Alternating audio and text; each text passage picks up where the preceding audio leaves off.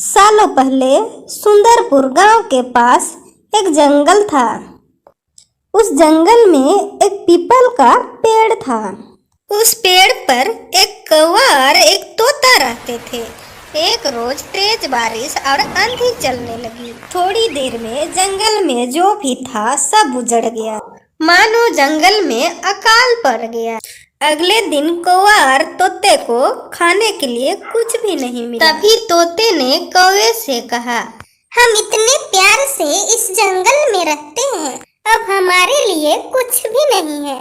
तो क्यों ना जब मैं अंडा दूं तो तुम खा लेना, और तुम अंडा दो तो मैं खा लूंगी। कौवे ने तोते की बात पर अपना सहमति जताई।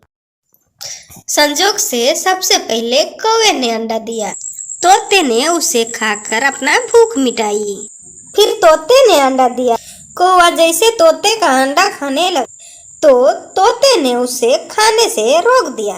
तोते ने कहा, तुम्हारी चोंच गंदा है, जाओ नदी के पानी से अपना चोंच धोकर आओ। भागते हुए कौवा नदी के किनारे गया।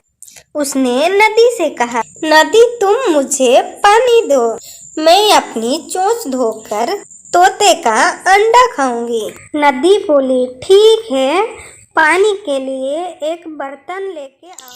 फिर कौवा भागता हुआ कुम्हार के पास पहुंचता है। कौवे ने कुम्हार से कहा, मुझे बर्तन दे दो, उसमें मैं पानी भरकर अपना चोंच धोऊंगी और फिर तोते का अंडा खाऊंगी।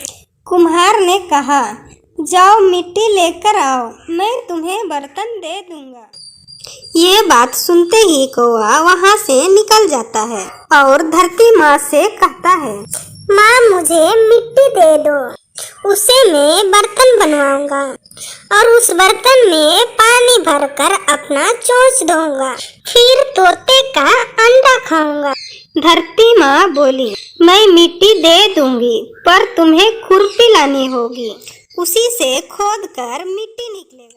भागते हुए कौवा लोहार के पास पहुंचता है। उसने लोहार से कहा, मुझे खुरपी दे दो, मैं मिट्टी निकालकर उससे बर्तन बनवाऊंगा और उस बर्तन में पानी भरकर अपना चोंच धोऊंगा, फिर तोते का अंडा खाऊंगा। फिर लोहार ने कौवे को गरम गरम खुरपी दे दी।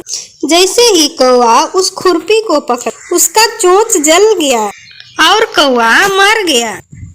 इस तरह चतुराई से तोते ने अपना अंडा बचा लिया।